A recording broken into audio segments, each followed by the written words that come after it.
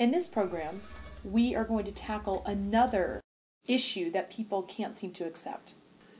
In the gospel accounts, Jesus heals the sick, raises people from the dead, and performs all kinds of miracles. The question that people have on their minds is this just a story? Is this something people just made up? Or is it fact?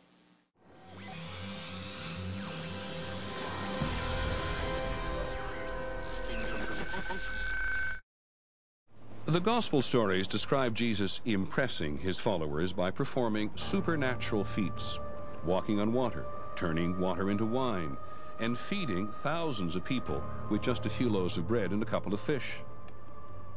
But most scholars we talk to think these stories were invented by the Gospel writers as advertisements for Christianity in its early years. In the first century, sick people were thought to be possessed by evil spirits.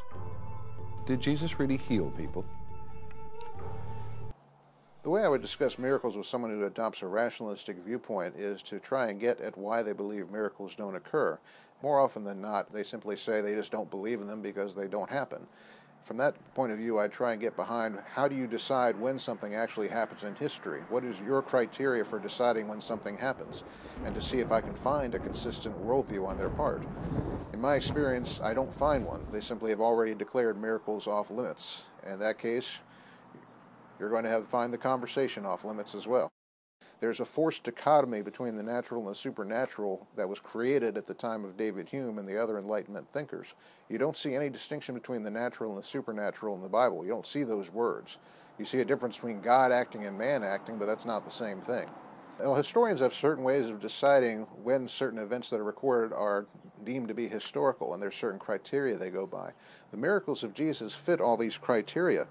For example, they are attested to in multiple independent sources. The fact that Jesus could do miracles is attested not only in the Gospels, but also by pagan sources like the critic Celsus, who admitted that Jesus could do miracles even though he attributed his ability to being an Egyptian magician.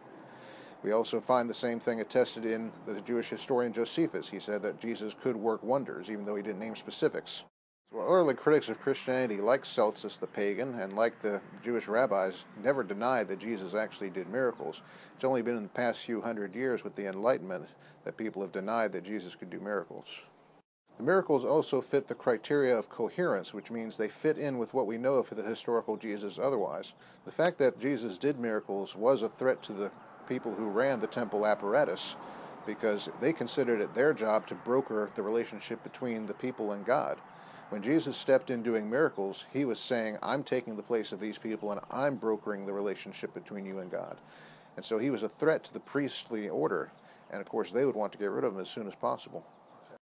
And when John had heard in prison about the works of Christ, he sent 2 of his disciples and said to him, Are you the coming one, or do we look for another?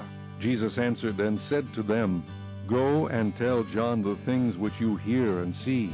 The blind see, and the lame walk. The lepers are cleansed, and the deaf hear. The dead are raised up, and the poor have the gospel preached to them. And blessed is he who is not offended because of me. Note that Jesus is declaring himself to be the Messiah, the Son of God, by showing John the Baptist that specific prophecy is being fulfilled.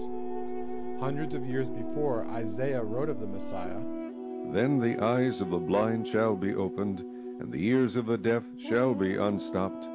Then the lame shall leap like a deer, and the tongue of the dumb sing. For water shall burst forth in the wilderness, and streams in the desert. At the time of John the Baptist, we have a number of different strands as far as what people expected of the Messiah, but nearly all of them expected some kind of king or prophet or priest, and certainly one that had amazing abilities, such as healing, bringing sight to the blind, or raising the dead. There were different ideas as to when and how this would happen, but there's very little doubt that it was expected of the Messiah figure at some point. Well, in the Old Testament, God is considered the master of everything that is part of man. He's considered the master of the eyes, the master of the ears, and so he is the one who would obviously be able to control these things and heal them.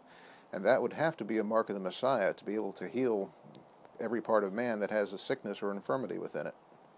When John the Baptist sent over his guys to see what was going on with Jesus, basically they had seen that he is indeed healing the sick, raising the dead. All the things that were prophesied in Isaiah were actually being fulfilled through Jesus. This is one of the signs that people would recognize that the Messiah would perform miracles. If he is the Son of God, then he has to perform miracles. So once again, it's very similar to the question about the virgin birth. The question isn't about the miracles, it's about whether Jesus was who he claimed to be.